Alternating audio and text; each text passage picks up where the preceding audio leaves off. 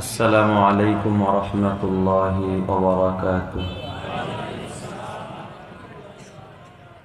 সামনে কিছু ফাঁকা জায়গা আছে, পূর্ণ করে বসে আমরা একটু মেহেরবানি করে সামনের দিকে হরকত করি। এটা জান্নাতের বাগান। সামনে আসলেন মানে প্রথম সারির জান্নাতি আপনি। যার সামনে যতটুকু আছে ওটুকু জায়গা আমরা পুরা করি ইনশাল্লাহ, কথা না বলি। আর আশেপাশে যারা চায়ের স্টোরে, দোকানপাটে, বাজার ঘাটে, বাসা বাড়িতে, ফ্ল্যাট বাড়িতে গল্প গুজবে, বিভিন্ন আড্ডায় মত্ত, আগামীকাল এখানে জান্নাতের বাগান থাকবে না, আমরা সকলেই এই জান্নাতি কাফেলায় সামিল হয়ে যাই। ভাই সাউন্ডটা আর একটু বাড়ায় দিন। এই সামনে আরো জায়গা আছে, একটু কাছে আসেন মেহেরবানি করে। বাহিরে অনেক লোক, পর্যাপ্ত লোক বাজারে। দুনিয়ার বাজার তো সারা বছরই করেন, একদিন আখেরাতের বাজার করেন।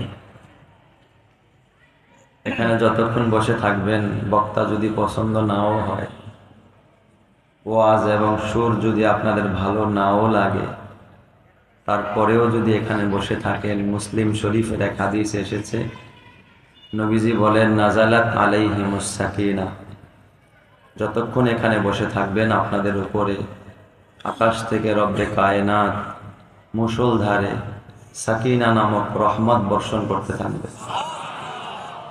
আর এই রহমতগুলো যারা পাবে তাদের এই মুর্দা দিলটাকে আল্লাহ তাআলা জিন্দা বানায় দিবে। তারা নামাজ পড়ে মজা পাবে, সেজদা দিয়া মজা পাবে, বয়ান শুনা মজা পাবে, দাড়ি রাইখা মজা পাবে, টুপি মাথায় দিয়া মজা পাবে, ওরা দান খয়রাত করে মজা পাবে। এটাই লক্ষণ হলো তার উপরে আল্লাহর রহমত আছে। আর যার কাছে নামাজ, আজান, মসজিদ, দান খয়রাত, ওয়াজ মাহফিল, কোরআন ভালো লাগে না, বুঝতে হবে ওর উপরে আল্লাহর কি নাই, রহমত নাই। আল্লাহ যেন আমাদের সকলকে তার রহমতের সুশীতল ছায়া তলে আশ্রয় দান করে। আরো জোরে বলি আমিন। আলহামদুলিল্লাহ আলহামদুলিল্লাহ নাহমাদুহু ওয়া নাস্তাঈনুহু ওয়া নাস্তাগফিরুহু ওয়া নু'মিনু বিহি ওয়া নাতাওয়াক্কালু আলাইহি ওয়া নাউযু বিল্লাহি মিন শুরুরি আনফুসিনা ওয়া মিন সাইয়্যাতি আ'মালিনা। من يهده الله فلا مضل له ومن يضلله فلا هادي له ونشهد أن لا إله إلا الله وحده لا شريك له ونشهد أن سيدنا وسندنا وحبيبنا وطبيبنا ومولانا محمدا عبده ورسوله. أما بعد فأعوذ بالله من الشيطان الرجيم. بسم الله الرحمن الرحيم. إنما المؤمنون الذين إذا ذكر الله وجلت قلوبهم وإذا تليت عليهم آياته زادتهم إيمانا وعلى ربهم يتوكلون. الذين يقيمون الصلاة ومما رزقناهم ينفقون. أولئك هم المؤمنون حقا لهم درجات عند ربهم ومغفرة وأجر كريم آمنت بالله صدق الله مولانا العظيم وقال سيدنا رسول الله صلى الله عليه وسلم من أحب دنياه أضر بآخرته ومن أحب آخرته أضر بدنياه فآثروا ما يبقى على ما يفنى وصدق رسوله النبي الكريم ونحن على ذلك لمن الشاهدين والشاكرين والحمد لله رب العالمين محبতের সাথে নবীজির শানে দুরূদ শরীফ পাঠ করি আল্লাহুম্মা সাল্লি আলা محمد وعلى آل محمد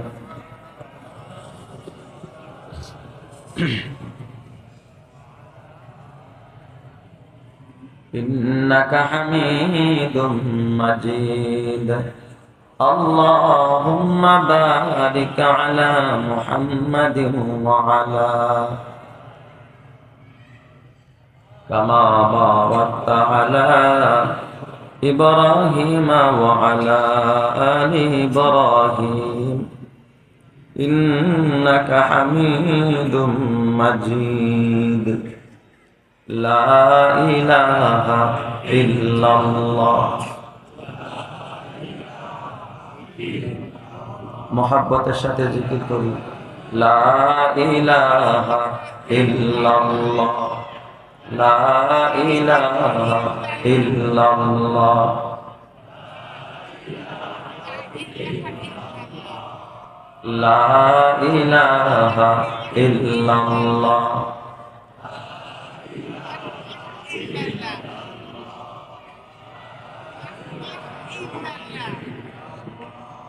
हर रंग में तू हर बू में तू हर जा में तू हर दम हर रंग में तू हर बू में तू हर जा में तू हर दम दिखता हो जिधर चाहता हो अब की रहम करम दिखता हो जिधर चाहता हो अब की रहम करम तलवार बकट हो के निकल मैदाने आसीर दुश्मन के मुकाबिल तो लगा नाराए तकबीर दुश्मन की मुकाबिल तो लगा नाराए तकबीर ला इलाहा इल्लल्लाह ला इलाहा इल्लल्लाह ला इलाहा इल्लल्लाह मुहम्मदुर रसूलुल्लाह सल्लल्लाहु अलैहि वसल्लम रब्बना ला तुज़िग़ क़ुलूबना बअद इज़ हदैतना वहब लना मिन लदुनका रहमा इन्नका अंतल वह्हाब अल्हम्दुलिल्लाह জামিয়া ইসলামিয়া আরাবিয়া খিলখ্যাত বাজার মাদ্রাসার বার্ষিক ওয়াজ ও দোয়ার মাহফিলের শ্রদ্ধাভাজন সভাপতি দেশ বরেণ্য মুআজ্জাজ মুকাররম কাবিল ইহতিরাম জাতির মুকুটতুল্য উলামায়ে কেরাম অত্র এলাকার বিভিন্ন মাসাজিদ ও মাদারিসের দায়িত্বশীল দেগার হাজারাত উলামায়ে কেরাম সামনে উপবিষ্ট বাবার বয়সী মুরব্বীগণ যুবক বন্ধুরা ছাত্র ভাইয়েরা পর্দার আড়ালে অবস্থানরত মাতৃতুল্য মা ও বোনেরা শুকরিয়া আদায় করি মহান রব্বুল আলামিনের দরবারে, যিনি আমার মতো গুনাহগারকে আপনাদের মতো নেককারদের সোহবতে এই জান্নাতি পরিবেশে কিছুদিনই কথা বলা এবং শ্রবণ করার সুযোগ এবং তৌফিক যে মহান রব্বুল আলামিন করে দিয়েছেন, তার দরবারে জবান ছেড়ে ভক্তি ভরে সমস্বরে মোহাব্বতের সুরে কালিমাতুশ শুকর আদায় করে বলি আলহামদুলিল্লাহ। আমরা এই ময়দানে বসে খুশি না বেজার? খুশির আওয়াজ আসতে হয় না জোরে হয়? তাহলে আল্লাহকে খুশি করতে আরেকবার শুকরিয়া আদায় করি আলহামদুলিল্লাহ। আপনাদের খেদমতে পবিত্র কোরআনুল কারীমের 9 নম্বর পারা 16 নম্বর পৃষ্ঠা সূরা আনফাল থেকে 2, 3, 4 ধারাবাহিক 3টি আয়াতে কারিমা পড়েছি। বিশ্বনবীজির অসংখ্য গণিত হাদিসে মুবারাকা থেকে এক টুকরা হাদিস পড়েছি। আল্লাহ জাল্লা শানহু যদি তৌফিক দান করেন, অতি অল্প সময় তেলাওয়াতকৃত আয়াত এবং হাদিসের আলোকে কিছু আলোচনা করার ইচ্ছা পোষণ করেছি। আল্লাহর কাছে তৌফিক চাই, আল্লাহ যেন আলোচনা করার পরে, শোনার পরে, বোঝার পরে বলনেওয়ালা, শুননেওয়ালা, বক্তা, শ্রোতা সকলকে আমলের তৌফিক দান করেন। এই পৃথিবীতে যত দিন যাচ্ছে মানুষের সংখ্যা তত কমতেছে না বাড়তেছে, কিন্তু সত্যিকারের মানুষ আর সত্যিকারের ইমানদারের সংখ্যা যত দিন যাচ্ছে তত কমতেছে। মুমিনের ঘরে, মুসলমানের ঘরে জন্ম নিলেই মুমিন হওয়া যায় না। এই জন্য কিছু আছে আসল ইমানদার, আসল মুমিন, আর কিছু আছে নকল ইমানদার, নকল মুমিন। আসল মুমিন কারা আর নকল মুমিন কারা?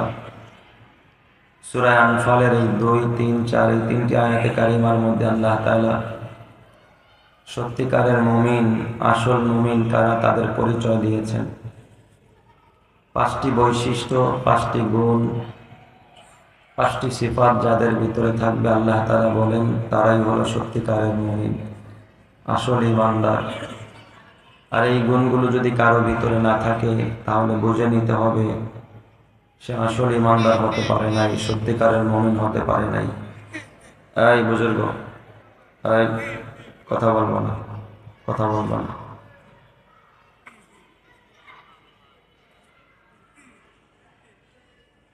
তো আসল মুমিনকে, সত্যিকারের ইমানদারকে আল্লাহ তাআলা আমার পঠিত আয়াতে কারিমার মাঝে তাদের 5টি বৈশিষ্ট্যের কথা উল্লেখ করেছেন, 5টি গুণের কথা। এই 5 গুণে যারা গুণান্বিত হবেন আল্লাহ তাআলা তাদেরকে সত্যিকারের মুমিন, আসল ইমানদার বলে আল্লাহ তাআলা পবিত্র কোরআনে তাদেরকে সার্টিফিকেট দিয়েছেন। সুবহানাল্লাহ। এই 5 গুণে যারা গুণান্বিত হবে তাদেরকে একটা ঈমানের সার্টিফিকেট দিচ্ছে। আমাদের স্কুল, কলেজ, ভার্সিটিতে দেখবেন 5 ক্লাস অতিক্রম করলে একটা পরীক্ষা, 5-এ বৃত্তি পরীক্ষা আছে না, এরপর আবার 5 ক্লাস পড়লে এসএসসি। তো আল্লাহ তাআলাও এই 5 ক্লাসে যারা পাশ করবে তাদেরকেও একটা সার্টিফিকেট দেন। এটা দুনিয়ার এই কাগজ কলমের সার্টিফিকেট নয়, এটা ঈমানের সার্টিফিকেট। সুবহানাল্লাহ। আর দুনিয়ার সরকার, দুনিয়ার এই জাগতিক দুনিয়ায় সরকারের দায়িত্ব শুধু সার্টিফিকেট দেওয়া। সার্টিফিকেটধারী যিনি, তার দায়িত্ব হলো কাজ করে এই সার্টিফিকেট দিয়ে চাকরি করে তারপরে উপার্জন করা। সরকার তার খাবারেরও জিম্মাদারি নেবে না, বাসস্থানেরও জিম্মাদারি নেবে না, তার অসুস্থ হলে চিকিৎসারও জিম্মাদারি সরকার নেবে না।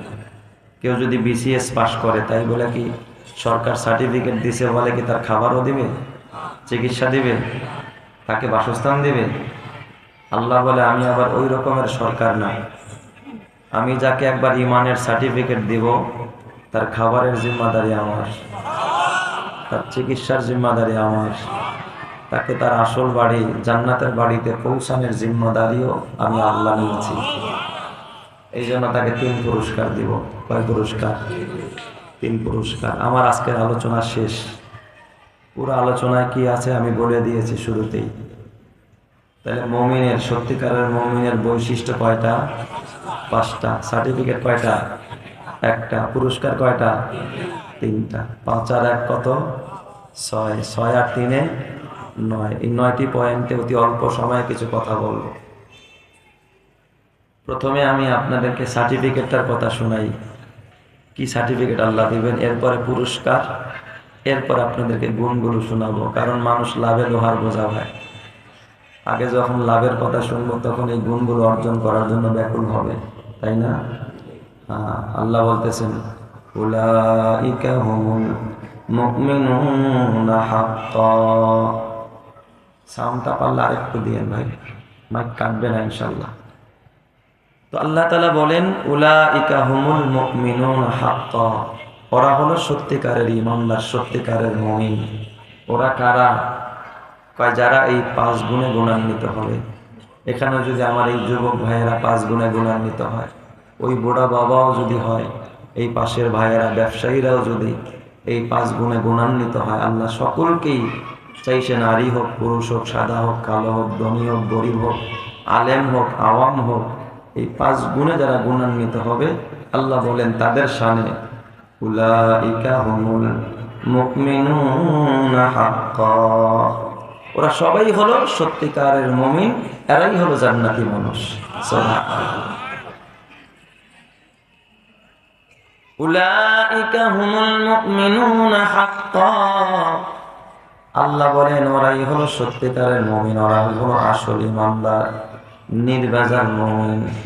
এদের ভিতরে কোনো ভেজাল নাই, এরাই হলো দুনিয়ার হাকিকি মুমিন। কে বলেছেন? আল্লাহ। কয় গুণওয়ালা মানুষ? 5 গুণ। 5 গুণ। 5 ক্লাসে যারা কি করবে? পাস করবে।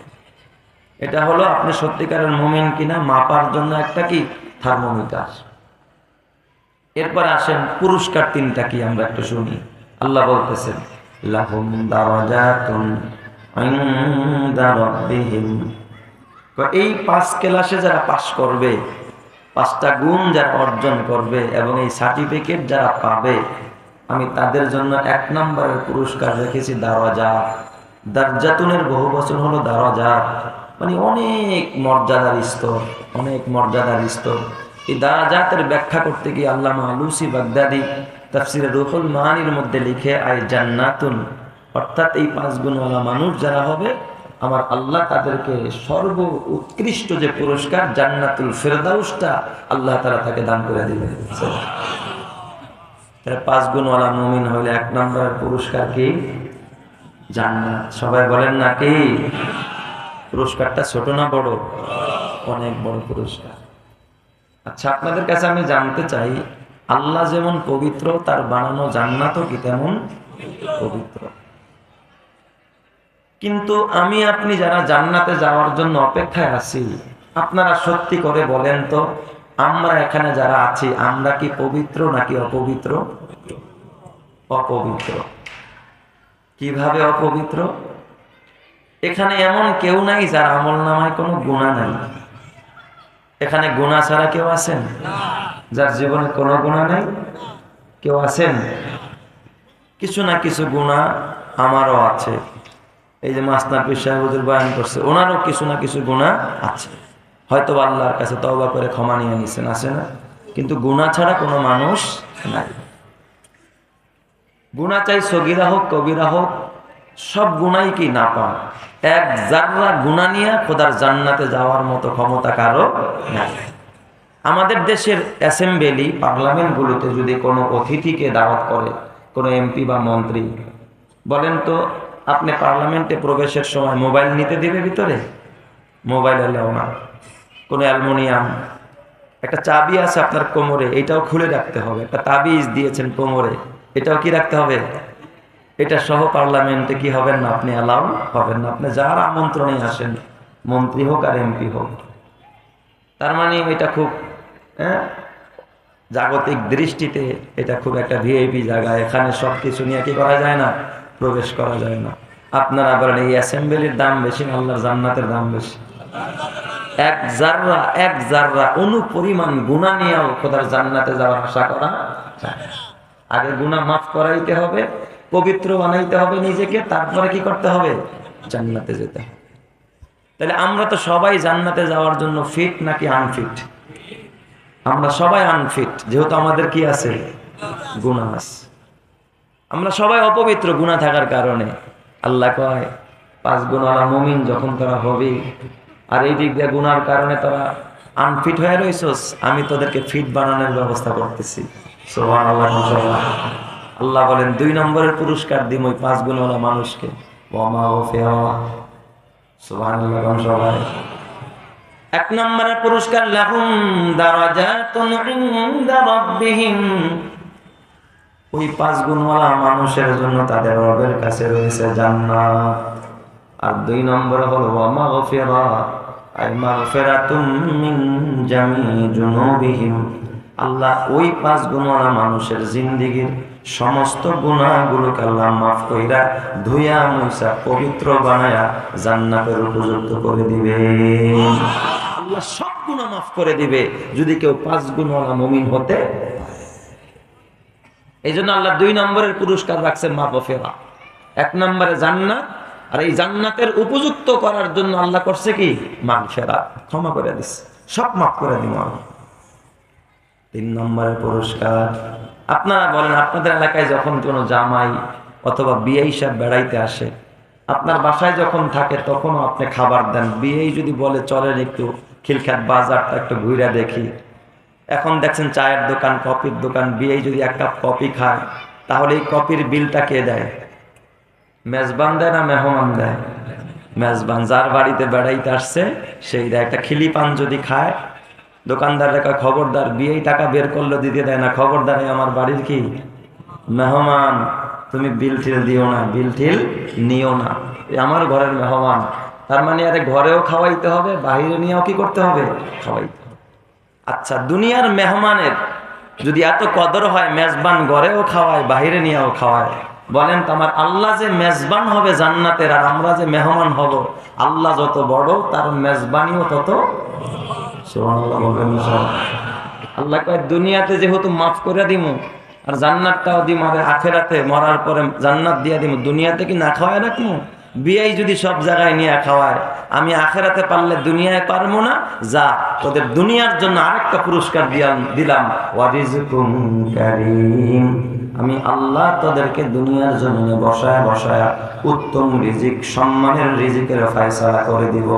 সুবহানাল্লাহ। তাহলে দেখেন কত বড় বড় একটা পুরস্কার। 1 নম্বরে জান্নাত, 2 নম্বরে মাগফিরাত, 3 নম্বরে কি, সম্মানের রিজিক। আল্লাহ যেন তেন রিজিক দেবে না, খালি রিজিকের কথা কয় নাই, রিজকুম কারীম, সম্মানের রিজিক। রিজিক তো 2 প্রকার, একটা হলো সম্মানের, আরেকটা হলো কি, অসম্মানের। কেমন সম্মানের রিজিক? তাফসীরের কিতাবের মধ্যে লেখে যে সম্মানের রিজিক কারে কয়, দেখবেন আমাদের দেশের জেলখানায়ও খাবার দেয়, খাবার দেয় না? এটাও তো রিজিক। জেলখানায় যারা আসামি আছে এদেরকে খাবার খাওয়ায় না? এটা রিজিক কিনা? আরে বোঝেন না আমার কথা, এটা রিজিক কিনা? কিন্তু এই জেলখানার আসামিদের যে খাবারটা, এটা সম্মানের না অসম্মানের? অথবা আপনাদের খিলখ্যাত বাজার মসজিদে জুতা চোর ধরা পড়ছে, পাবলিকের পিঠে একবার হতায় রাখছে, আদা মরা আর কি। এখন এলাকার কিছু ভদ্র মানুষ আর মারিস না, জুতা চুরি করছে, এত মাইরা বেটারা শেষ করিস না, কলমের খোঁচা দিয়ে দেশের কোটি কোটি টাকা আত্মসাৎ করে, এটার বিচার হয় না? আর এইবারে জুতা চুরি করছে আর জীবন যায়। এই রকমের দুর্দশা আমাদের দেশে আছে না? আর মারিস না, কয় তাহলে মারছো তো, আদা মারা তো কইরেই ফেলাইছস পিটায়া, তো এখন ঔষধ খাওয়া। ডাক্তার সাহেব ঔষধ দিছে, হ্যাঁ, বড় দামি ঔষধ, ব্যথার ঔষধ, আবার বলছে খালি পেটে খাওয়াইেন না। এখন ডাক্তার যখন বলছে খালি পেটে খাওয়ানো যাবে না, এখন সোনারে রুটি আর কলাই না খাওয়ায়, এটাও রিজিক কিনা? সোনারে যে রুটি কলা খাওয়াইতেছে রিজিক কিনা? সম্মানের না অসম্মানের? কথা বলেন, সম্মানের না অসম্মানের? আল্লাহকে বান্দা 5 গুণওয়ালা যদি মুমিন হস, এই সোরার মতো অসম্মানের রিজিক দেব না, আমি আলেম ওলামাদের মতো সম্মানের রিজিক দেব।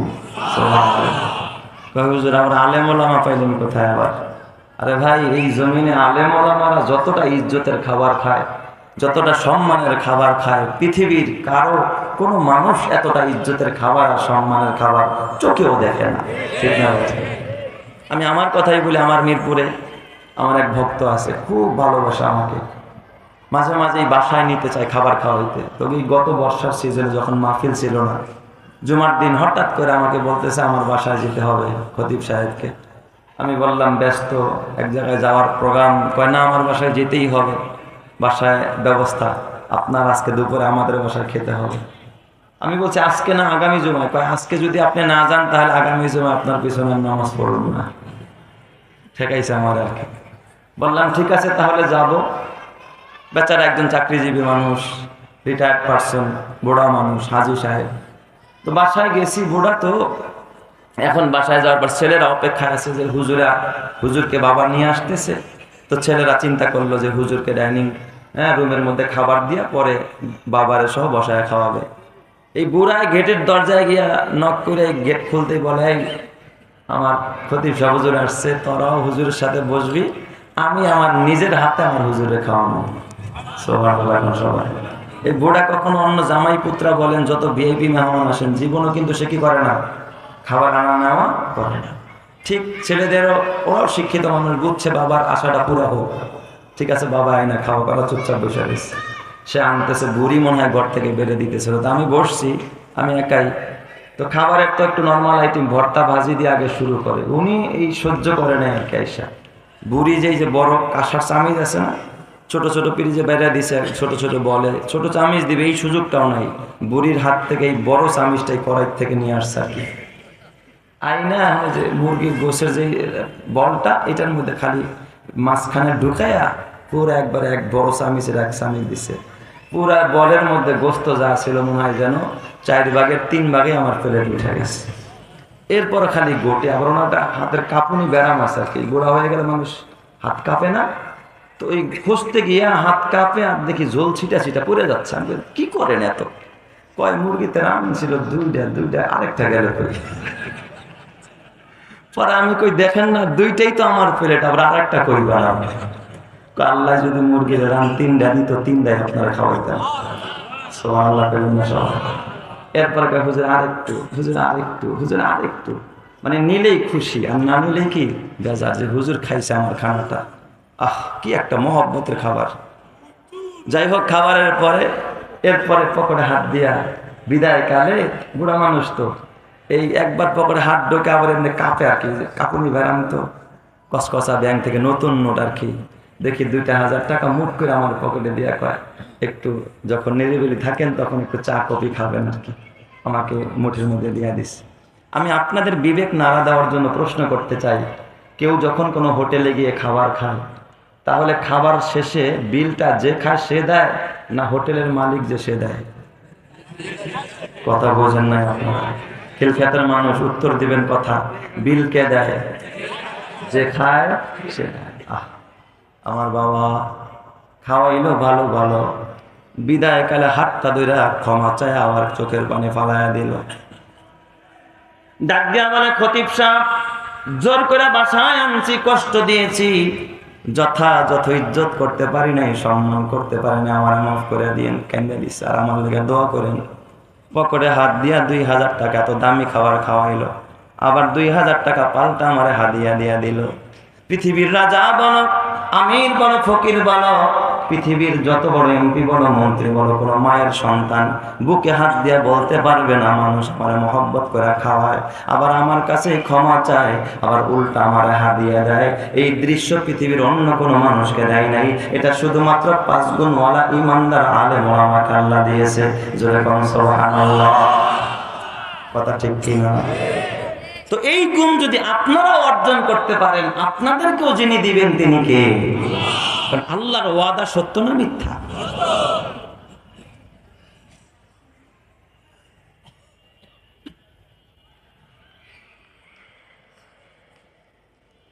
আমার ভাইয়েরা, এই জন্য আল্লাহ রাব্বুল আলামিন ডাক দিয়া বলেন, লাহুম দারাজাতুন ইনদা রাব্বিহিম। 1 নম্বরের পুরস্কার হলো দারাজাত মানে জান্নাত, 2 নম্বর হলো মাগফিরাতুন মানে হলো ক্ষমা, আমি আল্লাহ সব গুনাহগুলো মাফ করে দিব। আর 3 নম্বরের পুরস্কার হলো রিজকুম কারীম।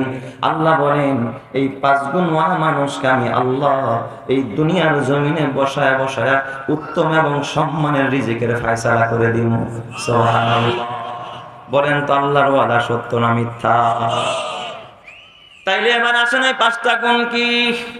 আল্লাহ তাআলা বলেন 1 নম্বরের গুণ হলো আল্লাহ বলেন ইন্নামাল মুমিনুনা আল্লাযীনা ইযা যুকিরাল্লাহু ওয়াজিলাত কুলুবুহুম। সত্যিকারের মুমিন হলো তারা যাদের সামনে আল্লাহর জিকির হলে, আল্লাহর নাম নেওয়া হলে, আল্লাহকে নিয়ে কোনো আলোচনা করা হলে ওয়াজিলাত কুলুবুহুম, তাদের অন্তরটা ভয়ে কেঁপে ওঠে, অন্তরটা ভয়ে বিহ্বল হয়ে যায়, অন্তরের মধ্যে ভয় জাগে। আল্লাহর নাম শুনলে যাদের অন্তরে ভয় জাগে, বুঝতে হবে ওদের মধ্যে আছে ঈমান। কথা ঠিক কিনা? তাহলে যার দিলের মধ্যে আল্লাহর ভয় যত বেশি, তার ভিতরে ঈমান তত বেশি। যার ভিতরে আল্লাহর ভয় যত কম, তার ভিতরে ঈমানও তত কম। এই যুগের মুসলমান দুনিয়ার ক্যামেরারে ভয় পায়, পুলিশরে ভয় পায়, র‍্যাব ভয় পায়, আর্মিরে ভয় পায়, সেনাবাহিনীর ভয় পায়, ক্যামেরা দেখলে ভয় পায়, সাংবাদিক দেখলে ভয় পায়। অফিসে যখন ঘুষ চালাচালি হয়, একবার সামনে দেখে যে কেউ আসেনি, ডাইনে দেখে পাশের কলিগ দেখেনি, বামে দেখে পিছনে দেখে, কিন্তু কপাল পোড়া কোনোদিন উপরে তাকায় দেখেন আসমানের মালিক যে তাকায় আসছে। আমি নিজে ভূমি অফিসে গেছি, কতটা দুর্নীতি। টাকা নেওয়ার সময় দেখি এদিকে তাকায়, ওদিকে তাকায়, সামনে তাকায়, পিছনে তাকায়, আবার বলে আপনার পকেটে কি কলমের মধ্যে কোনো ক্যামেরা আসেনি? কিন্তু কপাল পোড়ায় তো আসমানের দিকে তাকাইলো না। দুনিয়ার সব ক্যামেরা বন্ধ হতে পারে, কিন্তু একজনের ক্যামেরা বন্ধ নাই। বলেন তো এই ক্যামেরার মালিক যিনি, তিনি কে? আল্লাহর ক্যামেরাকে ফাঁকি দেওয়ার ক্ষমতা কারো? ওয়াজিলাত কুলুবুহুম, অন্তরে আল্লাহর ভয়। যার দিলে আল্লাহর ভয় যত বেশি, সে তত বড় মুমিন। কারণ যার দিলে আল্লাহর ভয়, ও জীবনে গুনাহ করতে পারে না। যেই যুবকের মধ্যে আল্লাহর ভয়, ওই যুবক কোনোদিন বাবা সুদ খাইতে পারে না। যেই যুবতী বোনটার ভিতরে আল্লাহর ভয়, ওই যুবতী বোনটা কোনোদিন বেপরদায় চলতে পারে না। যেই তরুণ আর তরুণীর ভিতরে আল্লাহর ভয়, ওই তরুণ তরুণীরা অবৈধভাবে প্রেম প্রীতি করে বেড়াতে পারে না। যেই সমাজের সমাজপতিদের ভিতরে আল্লাহর ভয়, ওরা সমাজকে বাবা শাসনের নামে শোষণ করতে পারে না। যেই ব্যবসায়ীর ভিতরে আল্লাহর ভয়, ওই ব্যবসায়ী কোনোদিন মিথ্যা কথা বলে মাপে কম দিতে পারে না, ক্রেতাকে ঠকাইতে পারে না। আর যেই ক্রেতার ভিতরে আল্লাহর ভয়, ওই ক্রেতা কোনোদিন বাকি সদাই নিয়ে দোকানিকে ঠকায় না। কথা ঠিক কিনা? সবকিছুর মূলে থাকতে হবে একজনের ভয়, তিনি কে? এবার আপনি চিন্তা করেন, আপনার ভিতরে আল্লাহর ভয় আসেনি? যদি দেখেন আপনার ভিতরে আল্লাহর ভয়, তাহলে মনে করবেন আপনি পরিপূর্ণ মুমিন। আর যদি দেখেন আপনার ভিতরে আল্লাহর ভয় নাই, আপনি লেখা রাখেন আপনি সত্যিকারের মুমিন হতে পারেন নাই। কারণ যারা সত্যিকারের মুমিন, তারা দিবালোকেও গুনাহ করে না, রাতের আধারেও গুনাহ করে না, গোপনেও গুনাহ করে না, গোপনেও গুনাহ করে না। তারা সদা সর্বদা ভয় করে যাকে, তিনি কে? শামস কমার সুরখে জমি আঞ্জুম আখতার, দশতে দিওয়াল ওয়াদিয়ে সাহারা ও সমন্দর, মোরা মুলখতা মদরু তৈরা কবুতর, শাম সে হর জুলম তুজু আহমর আসগর, গুলজার গুলো পুরগে সাজার কিসনে বানায়া, তালেব মায়ুসি কা হো ये सब जिसने बनाया। বলেন তো সব কিছু বানাইছেন কে? অতএব ভয় একজনকেই করব, তিনি কে? আল্লাহ। এ যুবক ভাই, যদি আল্লাহর ভয় থাকতো, এত খুন খারাপি বাড়তো না। কথা বলেন না, এত খুন খারাপি বাড়তো না। আল্লাহর ভয় নাই, এটাই হলো খুন খারাপির একমাত্র কারণ। আল্লাহর ভয় না থাকলে মানুষ যা খুশি তাই করতে পারে। যার ভিতরে আল্লাহর ভয় নাই, ওটা মানুষ রূপী হায়ওয়ান আর জানোয়ার। ঠিক না? হাইওয়ান জানোয়ার দেখবেন খাইতে গিয়াও বাঁচে না, যৌন ক্ষুধা মিটাইতে গিয়াও কোনো বাঁচাবাঁচি নাই। যার সাথে খুশি তার সাথে যৌনতা মিটায়, যা খুশি তা খায়, যার উপরে খুশি তার উপরে বাবা অত্যাচার করে, জুলুম করে। এরপরেও যারা মানুষ হয়ে যা খুশি তা খায়, হালালও খায় হারামও খায়, ডান হাত দিয়েও কামায় বাম হাত দিয়েও কামায়, মানুষের উপর অন্যায় করে, জুলুম করে, রক্তপাত ঘটায়, বুঝতে হবে ওরা মানুষ নয়, ওরা মানুষ নামের পশু। ওরা পশুর চাইতেও খারাপ, ওরা কুত্তার চাইতেও খারাপ। কথা ঠিক কিনা? দেখেন না, এই রকমের নির্লজ্জ কিছু পশু আমাদের এই জমিনে বসবাস করে। সেটা হলো ওই ইসরায়েলের কুকুর, সেই বিনিয়ামিন নেতানিয়াহু। কথা ঠিক না? এরা মানুষকে মানুষই মনে করে না, পাখির মতো নির্বিচারে আহারে, নারী শিশু বৃদ্ধ বনিতা হারে, অসুস্থ রোগীগুলোকেও একেবারে অকাতরে গুলি করে শেষ করে দিচ্ছে। হামাস যোদ্ধাদের সাথে তো পারে না, এই একেবারে মাজলুমদের উপরে ঘর বাড়িগুলো একেবারে তছনছ করে দিচ্ছে। আমার ভাইয়েরা, এই যুগে আপনারা দেখতেছেন একটা বাঘ আরেকটা বাঘের উপরে কিন্তু কখনো হামলা করে না, করে, কারণ ও মনে করে আমার জাতি ভাই। কি মনে করে? এটা আমার জাতি ভাই, আমিও বাঘ ও বাঘ। একটা নেকড়ে আরেকটা নেকড়ের উপরে হামলা করে না, একটা সিংহ আরেকটা সিংহের বাচ্চাকে ধরে কামড়ায় খায় না, একটা সাপ আরেকটা সাপের বাচ্চা খায় না, একটা গুই সাপ আরেকটা গুই সাপকে কামড়ে মারে না, একটা চিল আরেকটা চিলের বাচ্চা খায় না, একটা শগুন আরেকটা শগুনের বাচ্চা খায় না, একটা কুকুর আরেকটা কুকুরের বাচ্চাকে কামড়ে কামড়ে খায় না। ও ওর নির্দিষ্ট আহারকে খায়, কারণ ও জানে এটা আমার জাতি ভাই। কিন্তু আজকের ইসরায়েলের ওই বিনিয়ামিন নেতানিয়াহু এবং তাদের দোসর, চাই সে আমেরিকা হোক চাই সে ভারত হোক, তারা নির্বিচারে অকাতরে পাখির মতো মানুষকে গুলি করে মারতেছে। এরা মানুষ নামের জানোয়ার, এরা কুত্তার চাইতেও খারাপ। কথা ঠিক না? আমার ভাইয়েরা, এই জমিনে এই সমস্ত পশু আর হায়ওয়ান যতদিন থাকবে, আল্লাহ তাআলা এই জমিনের প্রতি তার গোসা এবং রাগ তত বেশি থাকবে। কথা ঠিক না? আল্লাহ তো আযাব দিতে চায়, কিন্তু আল্লাহ দেয় না এই সমস্ত মাদ্রাসাগুলোর কারণে, আলেম ওলামার কারণে, নেককারদের কারণে। ঠিক না? আল্লাহ তাআলা নমরুদরে ছাড় দিছে। যেই নমরুদ হযরত ইব্রাহিমকে শেষ করতে চেয়েছিল, পারছে? ফেরাউন কম বাড়াবাড়ি করে নাই, মুসা নবীরে শেষ করতে চাইছে। আবু জেহেল, আবু লাহাব, উতবা, শাইবারা আমার নবীর বিরুদ্ধে কিভাবে উঠে পড়েছিল, কিন্তু আল্লাহ তাআলা লাঞ্ছিত অবস্থায় তাদেরকে পৃথিবীর থেকে বিদায় করেছে। নমরুদের গালে আল্লাহ তাআলা মুসলমানদের জুতা মুলাকাত করাইছে, ফেরাউনকে পানিতে চুবায়া মারছে। আল্লাহ তাআলা আবু জেহেল, আবু লাহাব, উতবা, শাইবাদেরকে একেবারে লাঞ্ছিত অবস্থায় পৃথিবীর জমিন থেকে বিদায় করেছে। মুসলমান আপনারা খেয়াল রাখবেন, আজ হোক আর কাল হোক, ওই আমেরিকার কুত্তা এবং ওই ইসরায়েলের গডফাদার কুকুর বিনিয়ামিন নেতানিয়াহু, ভারতের যারা আছে, তাদের গালে আল্লাহ তাআলা মুসলমানদের জুতা মুলাকাত করাবেই করাবে ইনশাআল্লাহ। আমরা সেই দিনের অপেক্ষায় আছি। আল্লাহ তাআলা সেই দিন যেন আমাদেরকে দেখায়। আমিন। তো আমাদের দিলে থাকবে কার ভয়? ইমানের আওয়াজে বলেন না কার? এখন তো এই রকমের ইমানদারও খুঁজে পাওয়া যায় না রে ভাই। একজন ইমানদার থাকলেই গোটা পৃথিবী আজ থরথর করে কাঁপত। কিছুদিন আগে দেখেন এক মামুনুল হকের ভয়ে গোটা দেশ থরথর করে কাঁপছে। হ্যাঁ, ইমানদারের মতো ইমানদার একটা থাকলেই চলে। আল্লাহ তুমি ওই রকমের মুমিন আমাদের জন্য নেতা বানায় দাও। জোরে কান আমিন।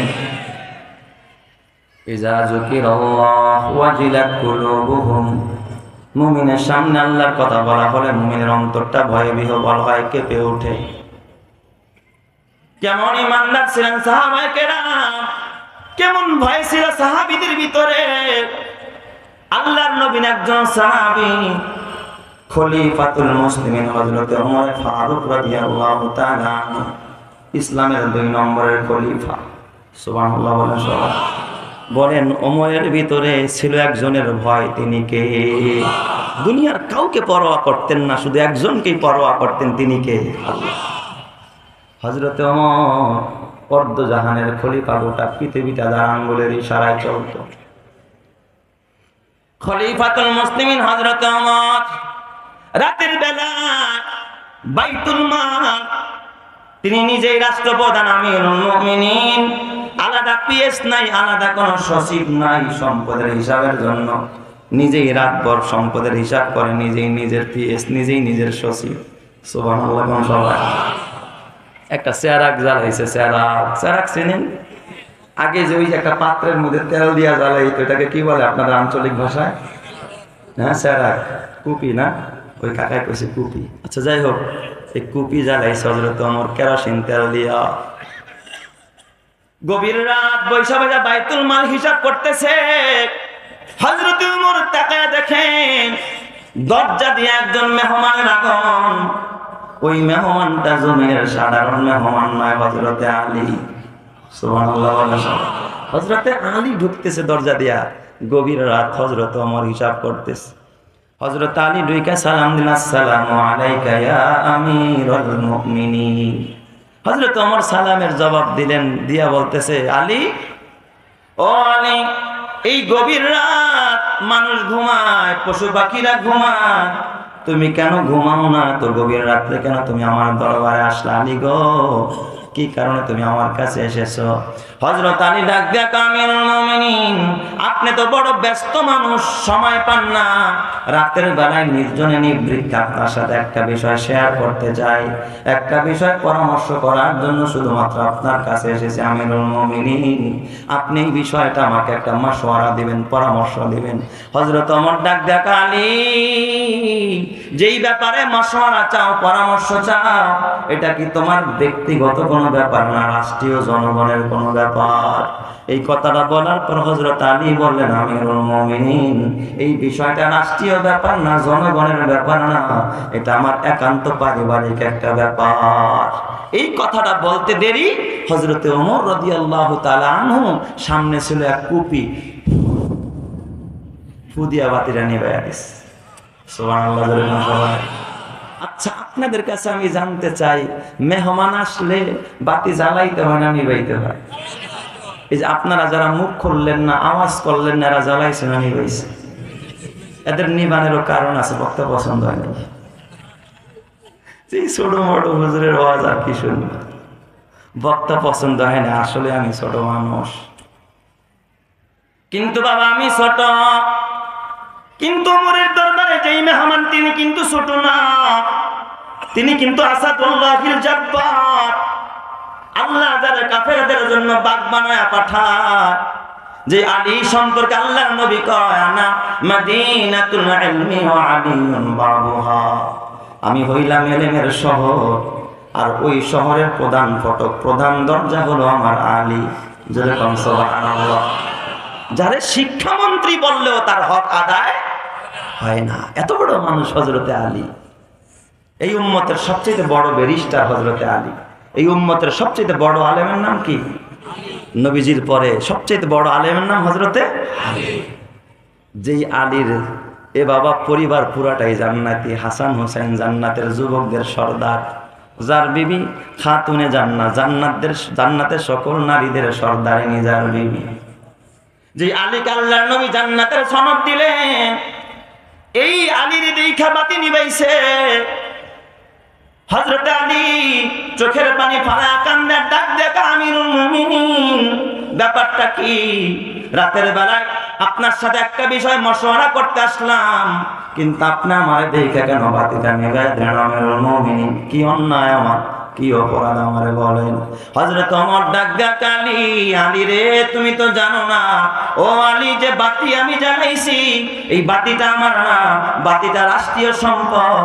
আর বাতির মধ্যে যে তেল ঢুকাইছি, তেলটাও বাইতুল মালের রাষ্ট্রীয় সম্পদ। আর বৈশা বাইতুল মালের সম্পদের হিসাব করতেছে রে আলী। ও আলী, রাষ্ট্রীয় বাতি জ্বালাইয়া, রাষ্ট্রীয় তেল পুইরা আমি যদি তোমার সাথে পার্সোনাল পারিবারিক আলাপ করি, কিয়ামতের ময়দানে আল্লাহ যেদিন বিশ্ব আদালত কায়েম করবে, আল্লাহ যেদিন আদালতে আলিয়ার মধ্যে বিচারকের আসনে বসা থাকবে, আমি ওমরকে সেদিন আসামির কাঠ গড়ায় দাঁড়াইতে হবে। এই ভয়েই শুধুমাত্র আমি বাতিটা নিভাইয়া দিছি। দুনিয়া কি সাদাকত মে তেরা নাম রহেগা, दुनिया की सदाकत में तेरा नाम रहेगा, सिद्दीक तेरा नाम से इस्लाम रहेगा। दुनिया की अदालत में तेरा नाम रहेगा, फारूक तेरा नाम से इस्लाम रहेगा। दुनिया की सखावत में तेरा नाम रहेगा, उस्मान तेरा नाम से इस्लाम रहेगा। दुनिया की शुजाअत में तेरा नाम रहेगा, हैदार तेरा नाम से इस्लाम रहेगा।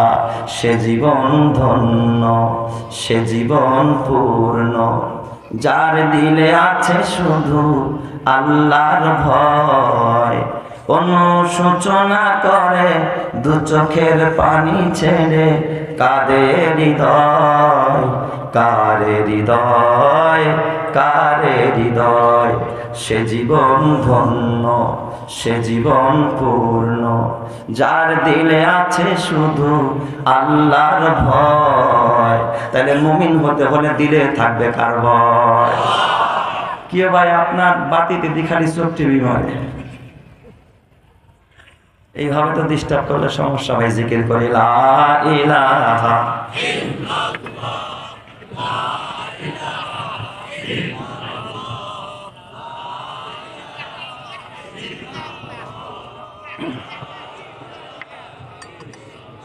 জোরে লা ইলাহা ইল্লাল্লাহ, লা ইলাহা লা ইলাহা ইল্লাল্লাহ। মা দর্দ জাহা গায়রে খোদা ইয়ার নাদারিম, মা দর্দ জাহা গায়রে খোদা ইয়ার নাদারিম, जुजियाद खुदा ही चेदेगर कार नदारिम, जुजियाद खुदा ही चेदेगर कार नदारिम। अल्लाहु अल-आखिरु वज़-ज़ाहिरु हक़्क़ा वल बातिनु मौलाया वला क़ीला वक़ाला, वल बातिनु मौलाया वला क़ीला वक़ाला। ला इलाहा इल्लल्लाह, ला इलाहा जोरे ला इलाहा, ला इलाहा इल्लल्लाह मुहम्मदुर रासूलुल्लाह সাল্লাল্লাহু আলাইহি ওয়াসাল্লাম। তাহলে সত্যিকারের মুমিনের 5 গুণের 1 নম্বরের গুণের নাম কার ভয়? আরো জোরে বলেন না কার? লম্বা করার সময় আমার হাতে নাই। 2 নম্বরের গুণ, ওয়া ইযা তুলিয়াত আলাইহিম আয়াতুহু যাদাতহুম ঈমানা। মুমিনের সামনে যখন কোরআন পড়া হয়, কোরআন তেলাওয়াত করা হয়, কোরআন শুনলে মুমিনের ঈমান বেড়ে যায়। আমি আপনাদের কাছে জিজ্ঞাসা করি, এই যে কোরআনের আলোচনা শুনতেছেন, দিলে হাত বুকে হাত দিয়া বলবেন আপনাদের ঈমান বাড়তেছে না কমতেছে? ইযা তুলিয়াত আলাইহিম আয়াতুহু যাদাতহুম ঈমানা। কোরআন শুনলে ঈমান বাড়ে, কোরআন পড়লে ঈমান বাড়ে, কোরআনকে মহব্বত করলে ঈমান বাড়ে, কোরআনের আলেমের সাথে বন্ধুত্ব করলে ঈমান বাড়ায়া দিবেন যিনি তিনি কে? কোরআনের মাদ্রাসাকে ভালোবাসলে ঈমান বাড়াবেন কে? এ আমার বাবা, এই কোরআন একটা পরশ পাথর, এমন দামি, আল্লাহ যেমন দামি তার কালাম কালামুল্লাহ, এই কোরআন তেমন দামি। দামি কোরআনকে যারা বুকে লাগাবে, ঠোঁটে লাগাবে, সিনায় ধারণ করবে, ওই মানুষটাকে দামি বানায়া দিবেন যিনি তিনি কে? কিন্তু বর্তমানে আমাদের জবানে কোরআনের আওয়াজ বেশি না গানের আওয়াজ বেশি? সব জায়গায় এখন গান, গাড়িতেও গান, ঘরেও গান, অফিসেও গান, বাবা দোকানের মধ্যেও গান, পকেটে পকেটে এখন গান আছে না? আরে সারাদিনে এমনও কপাল পুরা আছে একটা আয়াতও পড়ে নাই, সারাদিনে একটা আয়াতও পড়ে নাই। সে যে সূরা ইখলাসটা জানে এটাও সে পড়ে নাই। অথচ এমনও ছেলে আছে ডেলি অন্তত না হইলেও বিদ্যালয়ে গেলেও প্রথমে তার জাতীয় সঙ্গীতটা, জাতীয় গানটা সে কি করে একবার গায়। অথচ কোরআন পড়ে না সারাদিনে একবার। অথচ আপনার সন্তান সেখানে গিয়া পড়ে আকডুম বাগডুম ঘোড়ার ডুম সাজে ডাক ডোল বাজে, হাট্টিমা টিম টিম তারা মাঠে পারে ডিম, তাদের খাড়া দুইটি শিং আছে না নাই? ওই দেখা যায় তাল গাছ, ওই আমাদের গা, ওইখানেতে বাস করে কানা বগির সা। ও বগি তুই খাস কি? পান্তা ভাত চাস কি? পান্তা আমি খাই না, পুঁটি মাছ পাই না, একটা যদি পাই অমনি ধরা গাপুস গুপুস খাই। গাপুস গুপুস খাওয়া শিখাইছে আপনার ছেলেকে? শরীয়তে ইসলামে গাপুস গুপুস খাওয়া জায়েজ না হারাম? বাছাই করে খাইতে হবে হালাল না হারাম। আর তোমার কবিতায় শিক্ষা দিছে যা পাবি তাই খাবি, সুদের ডাও খাবি, ঘুষের ডাও খাবি, জোর করেও খাবি, জুলুম করেও খাবি, দুর্নীতি করেও খাবি, দেশের টাকা বেগম পাড়ায় গিয়া বাড়ি করেও খাবি, ঠিক না? খালি পাবি আর খাবি, পাবি আর খাবি। চুরি করেও খাবি, বাটপারি করেও খাবি, সন্ত্রাসী করেও খাবি, চাঁদাবাজি করেও খাবি। অথচ আমার বাবা এই যে মাদ্রাসা জামিয়া ইসলামিয়া আরাবিয়া, এই মাদ্রাসায় কি শিক্ষা দেওয়া হয় কোনদিন খবর নিলা না? ছোট্ট বাচ্চাকে জিজ্ঞেস করবা বাজান একটা কবিতা শোনাও, ও আপনাকে কবিতা শোনায় দেবে। 3 দিন হতে খাইতে না পাই নাই কিছু মোর ঘরে, দাঁড়া পরিবার বাড়িতে আমার উপোস করিয়া মরে, নাহি পাই কাজ তাই তাজিলাজ বেড়াই ভিক্ষা করি, হে দয়ার নবী দাও কিছু মোরে, নহিলে প্রাণে মরি। আরবের নবী করুণার ছবি, ভিখারির পানে চাহি, কোমল কণ্ঠে কহিলেন তোমার ঘরে কি কিছু নাহি? বলিল সে আছে শুধু মোর কাছে কম্বল একখানি, বলিলেন রসুল এক্ষুনি গিয়া তাহা দাও মোরে আনি।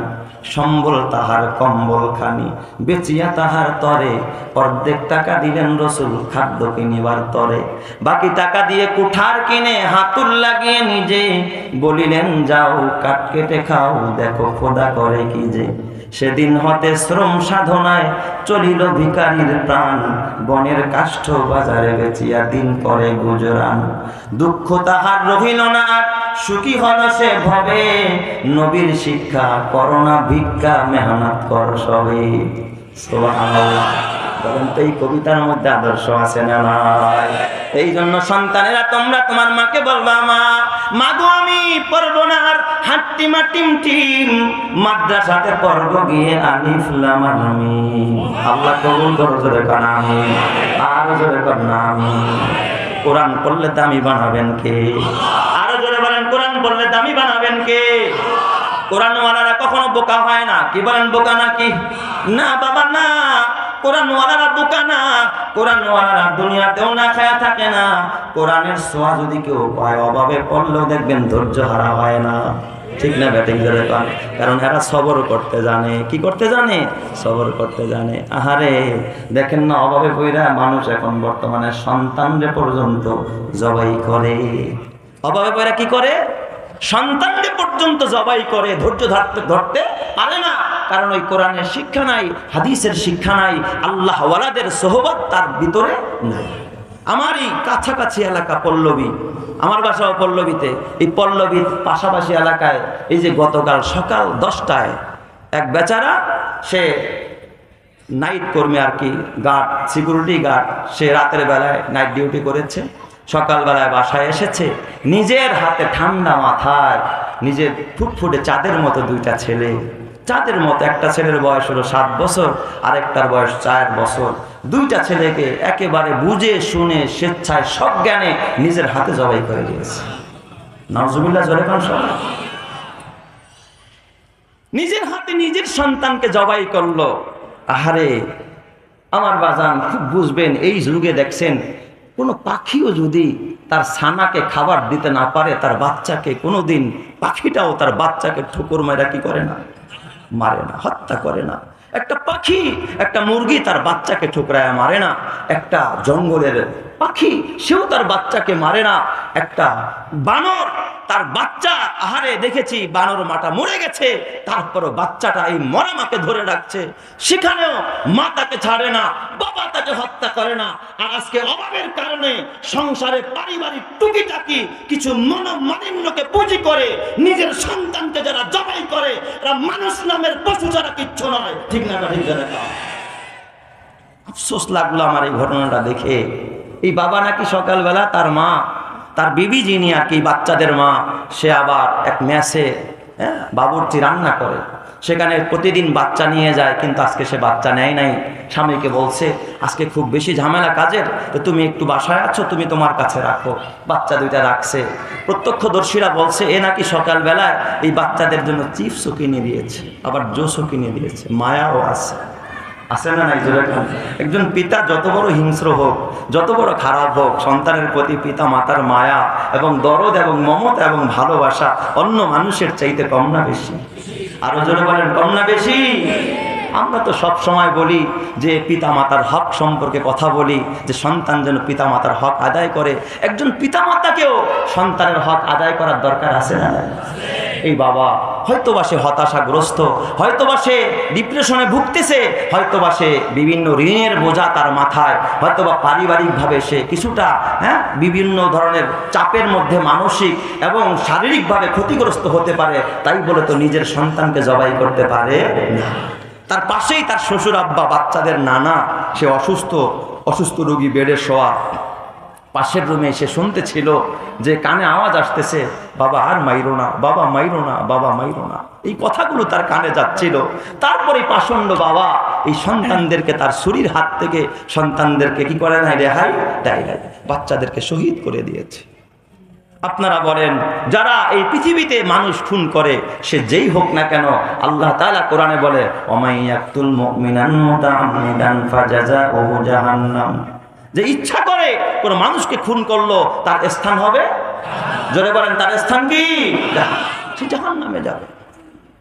তবে পৃথিবীর দুনিয়ার শরিয়াত বলে, তবে এই বাবাকে প্রকাশ্যে কোনো হাত লাগানো যাবে না, যেহেতু সে বাবা।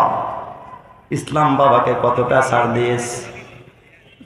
কিন্তু এ যুবক ভাই, এ বুড়া বাবা, এই লোক তো ডিপ্রেশনে ভুগে, হয়তো সন্তান খুন করলো, তুমি তার বড় ডাকাত। তুমি সন্তানকে দিন না শিখায়া সন্তানরে জবাই করছো। তুমি সন্তানরে কোরআন না শিখায়া তুমিও সন্তানরে কি করছো? জবাই করছো। ওরটা তো চোখে দেখা যায়, তোমারটা দেখা যায় না।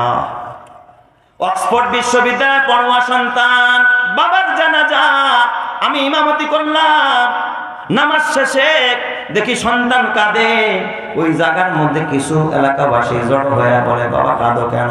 তোমার বাবা মারা গেছে, আমরাও তো আছি তোমার পাশে, সমস্যা নেই, চিন্তা করো না। ছেলেটা ডাক দিয়া বলে, আঙ্কেলরা, বাবা মারা গেছে এই জন্য আমি এখন কাঁদি না। তাহলে এই মুহূর্তে তুমি কেন কাঁদতেছো বলো? আমার বাবা আমাদের দেশের সব কলেজ, ভার্সিটি, বিশ্ববিদ্যালয় সব জায়গায় আমারে ঘুরাইছে। আমার বাবা অক্সফোর্ড বিশ্ববিদ্যালয় পর্যন্ত আমারে পড়াইছে। আমার পিছনে লক্ষ লক্ষ কোটি কোটি টাকা আমার বাবা খরচ করছে। কিন্তু আমার বাবা মারা গেল। উস্তাদ, আপনি যে আল্লাহু আকবার বললেন, এই হাত বান্দা যে কি পড়তে হয়, আমার বাবার দুনিয়ার সব শিখাইলো। বিদায় কাল আমার বাবার দোয়াটাও আমি পুরা বাবারে বিদায় দিতে পারলাম না। আমি তো জানাজার দোয়াটাও জানি না, আমার বাবা আমারে শিখায় না। এই দুঃখে আমি কাঁদি। ও বাবা, তোমার ওসি সাহেব সন্তান, তোমার ডিসি সাহেব সন্তান, তোমার ডিআইজি সাহেব তোমার সন্তান, এমপি সাহেব তোমার সন্তান, মন্ত্রী সাহেব তোমার সন্তান। তোমার মৃত্যুর পরে তোমার কবরের পাশে যায় যদি বলে আমি ডিআইজি, আমি ডিস্ট্রিক্ট অফিসার, আমি ওসি স্যার, আমি অমুক স্যার, তমুক স্যার, বলো কি পরিমাণ ফায়দা হবে? কোনো ফায়দা হবে না। অথচ কোরআনের হাফেজ যদি সূরা ইয়াসিন পড়া হাত্তা তুইলা যদি রব্বির হামহুমা কামা রব্বায়ানি সগীরা বলে দুটা চোখের পানি ফালায়, চোখের পানি নাকের ডগায় আসতে দেরি হবে, আল্লাহ পিতা মাতার কবর আযাব মাফ করতে একটা সেকেন্ড দেরি করবে না। আরে মেরি মাতা পিতা বড় ভাগ্যবান, রোজ হাসরে মাথায় হবে তাজ পরিধান। হাসরেরই কঠিন মাঠে হবে হাহাকার, সেই মুহূর্তে দেখবে সবাই কিনা চমৎকার। প্রশ্ন হবে মুকুট মাথায় কে বা কাহারা, জবাব হবে আলেমেরই মা বাবা তাহারা। সেই মুকুটের জ্যোতি হবে সূর্য থেকেও অধিক, যদিও তাহা এই দুনিয়ার ঘরে করে ঠিক। ওই সমস্ত মাতা পিতা বড় ভাগ্যবান, এই জগতে নেই কেহ হয় তাদেরই সমান। এই জগতে সবার ঊর্ধ্বে এলেমের ঈমান, ওই এলেমকে যাকে খুশি আল্লাহ করেন দান। এই এলেমের গুণে আদম সম্মানিত হয়, ফেরেশতারা সেজদা করে কোরআনে তা কয়। এই জগতে যাদের সিনায় দ্বীনি এলেম নাই, তাদের মতো হতভাগা আর তো কেহ নাই। কথা ঠিক না ব্যাটিক জোরে কর। এ আমার বাবা, তাই বলে আমি জেনারেল শিক্ষার বিরোধী না। ও বাবা, সন্তানকে জেনারেল শিক্ষায় শিক্ষিত করো, কিন্তু কোরআনটা শিখাইও, নামাজটা শিখাইও, জানাজাটা শিখাইও, সূরা ফাতিহাটা ভালো করে শুদ্ধ করে শিখাইও, 4-5টা সূরা শিখাইও, যেন তোমার সন্তানটা নামাজি হয়ে যায়, তোমার মৃত্যুর পরে যেন সে দোয়া করতে পারে, তোমার জন্য কিছু পাঠাইতে পারে। এ আমার বাবা, হাতে পায়ে ধরে বলি, খবরদার খবরদার, তোমার সন্তান দুনিয়ায় কত কিছু করলো, কত কিছু সন্তানের জন্য তুমি করলা। বিশ্ববিদ্যালয়ে তোমার সন্তান পড়ে, তার জন্য পালসার গাড়ি কিনলা, তার জন্য মাসে মাসে 20,000 টাকা খরচ করলা। কিন্তু আমাদের সমাজের কিছু কপাল পোড়া এমন মুসলমান আছে, ছেলেটাই যখন মাদ্রাসায় পড়ে, মাস শেষে যদি যায়, আব্বু 500 টাকা বেতন হুজুরে দিতে কইছে, ওই কি রে, হুজুরের গলা শুকায় গেছে নাকি, খালি টাকা চায়। কথা কয় না? এই কথা যদি মাদ্রাসার বেলায় বলে, কয় গলা শুকায় গেছে নাকি, খালি টাকা চায়। অথচ ভার্সিটি পড়ুয়া ছেলে যদি কয়, বাবা আগামী সেমিস্টার ফি দিতে হবে 20,000, কয় বাপ রাখ, টাকা নাই, একটু ওই ব্রাক অফিস থেকে টাকা কিস্তি টাইম না তোরে দিতেছি। বাবা কিস্তি আইন না, তারা টাকা দেয়, বাবাই মনে করে ও বড় বড় আন্ডা খাওয়াইব। কিন্তু বাবা জানে না, হইতে পারে এই সন্তানের কারণে জাহান্নামে জ্বলতে হবে, এটা বাবার জানা নাই। এ যুবক ভাই, বেজার হইও না, আমার সাথে রাগ করে লাভ নাই, চক্ষুটা বন্ধ করে দেখো। রাত্র 3টায় আসবা, এই জামিয়া ইসলামিয়া খিলকেত বাজার মাদ্রাসা, তোমার ঘরটাও চেক করবা রাত্র 3টায়, আর এই মাদ্রাসাও চেক করবা রাত্র 3টায়। হয়তো তোমার যুবক ছেলেটা, যুবতী মেয়েটা, হয়তো তারা অনলাইনে পাইবা, নয়তো অফলাইনে পাইবা, হয়তো বা তারা বিভিন্ন গুণার মধ্যে, চ্যাটিং এর মধ্যে পাইবা। কিন্তু মাদ্রাসা খিলকেতে এসে দেখো, রাত্র 3টায় ঠান্ডা পানি দিয়ে ওযু বানাইয়া তাহাজ্জুদের নামাজ পড়িয়া এরপরে বাচ্চাগুলো কোরআন পড়তে থাকে। এই এলাকায় যত গুনাহ হয়, আযাব আসার কথা, ভূমিকম্প আসার কথা, আল্লাহ ডাক দিয়া কয়, ফেরেশতারা, না না, খিলকাত বাজার মাদ্রাসায় দেখ কেমনে ছাত্ররা চোখের পানি ফালায় কাঁদতেছে, আমি ওদের বরকতে এলাকায় রহমত দিয়া দিলাম। চিৎকার মেরে কর আল্লাহু আকবার। আল্লাহ তুমি বুঝার তৌফিক দাও, জোরে কান আমিন। অথচ বাবারা কত কষ্ট করে, থাকার জায়গা নাই, পড়ার জায়গা নাই, বসার জায়গা নাই, এক মশারিতে 40 জন ঘুমায়, হেফজখানায় একসাথে 40 জন এক মশারিতে ঘুমায়, কারো মাথা কারো পা, নিচে কোনো দামি কার্পেট নাই, দামি কোনো বিছানা নাই। অথচ আর কত সম্মান, রাস্তা দিয়া যখন হাঁটে লাল গালিচা নয়। আল্লাহ তাআলা ডাক দেখা, ফেরেশতারা তোদের যে নূরের ডানাগুলো আছে, তাদের সম্মানের জন্য ওদের পায়ের নিচে বিছায়া দেয়। যুবক ভাই বলতে পারেন, হুজুর তারা মাদ্রাসায় দিলে কি লাভ? গুলশানে বাড়ি করতে পারবে না, উত্তরায় ফ্ল্যাট কিনতে পারবে না। আমার ছেলে ওসি সাহেব ডিসি সাহেব হয়ে সে তো গুলশানে বাড়ি করবে, বাড়ি দাঁড়ায় বাড়ি করবে, বেগম পাড়ায় বাড়ি করবে। আমি বলছি হয়তো বা তোমার ছেলে আরো বড় জায়গায় যাবে, কিন্তু জানো এই খিলকাত মাদ্রাসা ছাত্রদের সম্পর্ক আর বুকিং কোথায় চলতেছে তোমরা জানো না। এ আমার বাবা, এই পৃথিবীর ভিতরে একটা বড় ভবন আছে আমেরিকার নিউ ইয়র্কে, 110 তলা। ওই বিল্ডিংটার নাম হলো টুইন টাওয়ার। শুনছেন না আপনারা? গজব আসছে না একবার? খোদার গজব আসছে এই বিল্ডিং এর উপরে। এর থেকে আরো একটা বড় বিল্ডিং আছে মালয়েশিয়ার কুয়ালালামপুর, 145 তলা। এটা আরো বড়। কত তলা? 145 তলা। এর থেকে আরো একটা বড় ভবন আছে, বড় বিল্ডিং আছে বাবা, দুবাইতে বুর্জে খলিফা, 165 তলা। পৃথিবীর সর্বোচ্চ ভবন হলো বুর্জে খলিফা দুবাইতে, 165 তলা। এর থেকে বড় কোনো ভবন এই জমিনে নাই। বিজ্ঞান বলে, সায়েন্স বলে, আধুনিক বিশ্ব বলে, এর থেকে বড় কোনো ভবন বানাইলে জমিন ভূগর্ভে চলে যাবে, তার ধারণ ক্ষমতা নাই।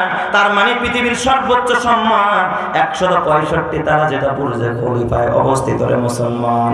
কিন্তু জানো না, এই মাদ্রাসায় ভ্যানওয়ালার সন্তান, রিক্সাওয়ালার সন্তান, অটোওয়ালার সন্তান, দিন মজুরের সন্তান, একজন হকারের সন্তান এই মাদ্রাসা থেকে যখন কোরআনের হাফেজ হয়ে যায়, ওর বুকিং কোথায় জানো নি? কিয়ামতের ময়দানে আল্লাহ বলবে, ক্বালু লিসাহিবিল কুরআন, আল্লাহ তাআলা ডাইকা বলবে, হাফেজে কোরআন আয়া, তোর জন্য আমি আমেরিকার মতো, নিউ ইয়র্কের মতো 110 তলা না, মালয়েশিয়ার কুয়ালালামপুরের মতো 145 তলা না, ওই যে দুবাইয়ের মতো বুর্জে খলিফার মতো 165 তলা না, আমি তোদের প্রত্যেকের জন্য 6666 তলা বিশিষ্ট জান্নাতটা আমি বরাদ্দ দিয়ে দিলাম। চিৎকার মেরে বল আল্লাহু আকবার। শুধু তাই না, ওর মা বাবার ডাক দিবে, হাফেজে কোরআনের মা আয়া, এ হাফেজে কোরআনের বাবা কোথায়? নূরের মেম্বার কায়েম কইরা আল্লাহ ওই মেম্বারের মধ্যে বসায়া নূরের টুপি মাথায় পড়ায়া দিবে। এক একটা টুপির জ্যোতি হবে সূর্যের আর কি আলো তার থেকেও বেশি। আল্লাহ আমাদের সবাইকে নসিব করে যারা কানা আমিন। অথচ বাবা এই সন্তানের জন্য কোনো পেরেশানি নাই, নিজে আলেম হইলা না, সন্তানরে আলেম বানাইলা না। আর এই আলেমদের জন্য তোমার চোখের পানিও ঝরে না। ইট পাথরের ঘরে থাইকা দিলটারে তো ইট পাথরের মতো শক্ত বানায় ফেলছো রে বাবা। আগের যুগের মানুষ কাঁচা মাটিতে ছিল, দিলটা বড় নরম ছিল, চোখে পানি চলে আসতো। এ বাবা আমার জীবনের একটা বাস্তব ঘটনা শোনা। আমার জামিয়া দারুল হাবিব মিরপুর 11, আমি মাঝে মাঝে আমার ছাত্রদেরকে আমি যে কতটা ভালোবাসি এটা আল্লাহ ছাড়া কেউ জানে না। আমি এতটা ভালোবাসি তাদেরকে। ওদের দোয়ায় হয়তো আমার মা বাবার দোয়ায়, আল্লাহ ওনাদের দোয়ায় হয়তো আমার এই পর্যন্ত আল্লাহ তাআলা চালাইতেছে। একদিন আমি মাহফিল কইরা রাতের বেলা ঢুকলাম। রাত্র তখন প্রায় ফজরের আজান হবে, সুবহে সাদেকের কাছাকাছি। ফজরের আজান দিবে, কোন কোন জায়গায় আজান শুরু হয়ে গেছে, কোথাও আজান দিবে। আমি গেটটা ঢুকছি, দেখি আমার আগে আগে আমার মাদ্রাসার সরহেবেকা জামাতের এক ছাত্র ওই গেটটা ঢুকতেছে। এই ছেলেটা তাড়াহুড়া করে ঢুকলো, এখন আজান হয় না, গেটের বাহির থেকে ঢুকলো। আমি চিন্তায় পড়ে গেলাম, হায় হায়, আরেকটু দূরে আসতে আসতে আমি চিন্তায় পড়ে গেলাম। এত রাত আমি চিন্তা করলাম এই ছেলেটা এত রাত্রে কোত্থেকে আসলো, কোথায় গেল। আমি জিজ্ঞাসা করলাম, এই মিয়া তুমি কই গিয়েছিলে এত রাত্রে? কথাটা জিজ্ঞাসা করার সাথে সাথে দেখি সে কাজু মাজু করতেছে। আমি বললাম এদিকে আসো। ভাবছি হয়তো কোনো অন্যায় বা কোনো উল্টা পথে গেছে কিনা। আমার রুম তখন উপরে ছিল, ওরা হাতটা ধরে আমার সাথে উপরে নিয়ে গেলাম। রুমের মধ্যে যাওয়ার পর আমি তার কাছে ডাকলাম। ছেলেটা আমার মেধাবী, ক্লাসে 1 নম্বরের ছাত্র। আমি জিজ্ঞাসা করলাম, বাবা কাজু মাজু করো কেন, এদিক সেদিক করো কেন, কোথায় গেছিলা, কার থেকে ছুটি নিয়ে গেছো, এত রাত্রে তুমি বাহির থেকে আসলা, কোথায় তুমি গিয়েছিলা? ছেলেটা দেখে হাউমাউ করে কাঁদে। আমার ডাক দিয়া কস্তা, গোপন করে লাভ নাই, সত্যি কথাটা আপনারে বলি ওস্তাদ, আমি রিক্সা চালাইতে গিয়েছিলাম, সারা রাত আমি রিক্সা চালাইছি। 10টা বাজে দারুল ইকমা সব হাজিরা দেয়, হাজিরার পর থেকে আমি রিক্সা চালানোর জন্য বের হয়ে গেছি। মনে হয় যেন আসমানটা ভেঙে আমার মাথায় পড়ল। কোরআনের হাফেজ ছেলেটা। আমি বললাম, কি রে বাবা, এটা তুই কি শোনালি? তোর কেন রিক্সা চালান লাগবে? তুই কেন বাহিরে যা রিক্সা চালাস? কই হুজুর, আমার বাবা তো ছোটবেলায় মারা যায়, আমি তো আপনার এই মাদ্রাসায় লিল্লাহ বনিয়ে ফ্রি খাই, কিন্তু আমার কিতাবাদি লাগে, আমার অন্যান্য খরচ আছে। কিন্তু আমার মা এতদিন বিভিন্ন জায়গায় কাজ করতে পারতো, কিছুদিন যাবত আমার মা অসুস্থ হয়ে গেছে। আমার মা এখন কাজে যাইতে পারে না, আমার মায়ের ঔষধ কেনার মতো টাকা আমার মায়ের কাছে না, আমার মায়ের দেখার মতো কেউ নাই। আমি যদি এখন কোন কাজে লাইগা যাই, আমার পড়ালেখা হবে না, আমি আলেম হইতে পারবো না। তাই হুজুর প্রত্যেক শুক্রবার আমি সকালে একবার রিক্সা চালাই, আর মাঝে মাঝে রাতের বেলায় যখন মায়ের বেশি সমস্যা, টাকা পয়সা আমার কাছে চায়, আমি তখন সারা রাত আমি হুজুর রিক্সা চালাই, দিনের বেলা ঘুমানোর সময় নেই ক্লাস। ছেলেটা হাউমাউ করে কাঁদে, কয় হুজুর গতকাল দেখি মায়ের শ্বাসকষ্ট উঠে গেছে, একজনে ফোন করে কয় তোমার মায়ের ওষুধ না পাঠাইলে তোমার মায়ের অবস্থা বড় সংকটাপন্ন। তাই হুজুর আমি সারা রাত ওই গাবতলী বাস স্ট্যান্ডে যখন যাত্রীরা নামে, আমি বিভিন্ন স্টপেজে তাদেরকে পৌঁছায়া দিয়েছি। আমি সারা রাত গাড়ি চালায়া এই যে 400-450 টাকা আমি পেয়েছি, সকালবেলা মায়ের জন্য পাঠাও। এ যুবক ভাই, কত কষ্ট করে মাদ্রাসার ছেলেরা পড়াশোনা করে, দিনের পর দিন না খায়া থাকে। ছেলেটা আমার বলতেছে, হুজুর কি বলবো, একটা পয়সাও নিজের জন্য খরচ করতে পারি না। দেখি জুব্বাটা বটতে বটতে পিছন দা বারান্দায় উঠে গেছে। বলি বাবা এই অবস্থা কেন? কয় হুজুর আজকে 3 মাস হয়ে যায়, আমার এই জামাটা আমি কোনোদিন সাবান দিয়ে ধুইতে পারি না। তো কেমনে চলো? কয় হুজুর রাতের বেলা পানিতে ভিজায় রাখি, সকালবেলা খাইছা, তারপরে নাইরা দেই, এটা দিয়ে আমি এইভাবে চলি। অথচ তোর ছেলের জন্য ডাব সাবান, বিদেশি শ্যাম্পু, সারা রাত গুণা করে, এ আমার বাবা, আর এই মাদ্রাসার বাচ্চাগুলো কত কষ্ট করে রাতের বেলায় তাহাজ্জুদ পড়ে, আবার এলাকাবাসীর জন্য দোয়া করে, আল্লাহ এলাকায় রহমত দাও, যারা মরে গেছে তাদেরকে জান্নাত দাও, আল্লাহ এই বাজারে বরকত দাও, রহমত পাঠায়া দাও। ওরা যখন সেজদায় করে মালিকের কদমে রাত্র 3টায় তোর ছেলে ঘুমায়, মেয়ে ঘুমায়, গোটা এলাকাবাসী ঘুমায়, কিন্তু খিলক্ষেতের ছাত্র রাত্র 3টায় ঘুমায় না। ওরা ওইটা তাহাজ্জুদ পড়ার বরকতের দোয়া করে। এই বরকতের কারণে আল্লাহ এলাকার মধ্যে সবাইকে স্বাভাবিক রেখেছে। কথা ঠিক না বেঠিক? এই জন্য আমার বাবা, এরা তোমার রুহানি সন্তান, এরা তোমার কিয়ামতের ময়দানে সুপারিশ করে তোমার এ বাবা জান্নাতে নিবে। খবরদার রে বাজান, কিয়ামতের ময়দানে ওয়াসিকাল্লাযীনা কাফারু ইলা জাহান্নামা যুমারা, জাহান্নামীদেরকে যখন টেনে টেনে জাহান্নামের দিকে নিয়ে যাবে, হঠাৎ কিয়ামতের ময়দানে দেখবে এ বাবা আল্লামা নুরুল ইসলাম কাসেমি দামাত বারাকাতুহুল আলিয়া, আপনাদের খতিব সাহেব, আপনাদের মুহতামিম সাহেব স্বর্ণের টিলার মধ্যে বসে আছে। সুবহানাল্লাহ জোরে বলেন সবাই। ইউহশারুল উলামা ফি সাঈদিন ওয়াহিদিন কাআন্নাহা সাবিকাতু ফিদ্দা, আল্লাহর নবী কয়েদেরকে স্বর্ণের মেম্বার, রূপার মেম্বার বানায় আল্লাহ বসায় রাখবে। দেখবে লোকটা টেনে না জাহান্নামে নিয়ে যায়। বাজারের বড় ব্যবসায়ী ডাক দিয়া, সেও দেখবে হারে আমার তো অবস্থা খারাপ। ওই যে আমাদের খতিব সাহেব বসা, বুকে সাহস জাগবে, ডাক দিয়া বলবে হুজুর একটু দাঁড়ান, বিপদে পড়ে গেছি, বাঁচার কোনো রাস্তা নাই, ছেলে কাছে নাই, মেয়ে কাছে নাই, কেউ সম্পদ কাছে নাই, হুজুর সাকাই তো কামান। ওই যে একদিন কষ্ট করে ঘাম জড়ায় দোকানের সামনে দাঁড়াইছিলেন, এক গ্লাস ঠান্ডা পানি আপনারা খাওয়াইছিলাম, হুজুর একদিন দাওয়াত দেয়া খাওয়াইছিলাম, আপনার মাদ্রাসা এক বস্তা চাউল দিয়েছিলাম, আপনার মনে আসেনি? আল্লাহ তখন মনে পড়ায়া দিবে। তখন এই বান্দাটা বলবে, ও আল্লাহর বান্দা, হুজুর আজকে আমার জন্য সুপারিশ করেন। তখন তিনি আল্লাহকে ডাক দিয়ে বলবে, আল্লাহ তোমার এই বান্দাটারে মাফ না করলে আমি কোনোদিন তোমার জান্নাতে যাব না। আল্লাহ বলবে, ইনতালিকু মাগফুরান লাকুম, বান্দা যা, আমি তোর সুপারিশ কবুল করলাম, এই বান্দারে মাফ করে দিলাম, মরে নিয়ে খোদার জান্নাতে যা। চিৎকার মেরে করুন আল্লাহু আকবার। এই মাদ্রাসা হবে তোমার সুপারিশের একটা জরিয়া, নাজাতের একটা জরিয়া, আলেম ওলামা সুপারিশের একটা জরিয়া। তোমার ঘর কিয়ামতের ময়দানে কাজে আসবে না, তোমার ব্যবসা কাজে আসবে না, পদ পদবি কাজে আসবে না, ছেলে মেয়ে কাজে আসবে না, কাজে আসবে এই দিনদার মানুষেরা, আলেম ওলামারা, মসজিদ আর মাদ্রাসা। তোমার সদকায়ে জারিয়া, তোমার দান খয়রাত। মরার পরে কি নিয়ে কবরে দাঁড়াই করে বাবা?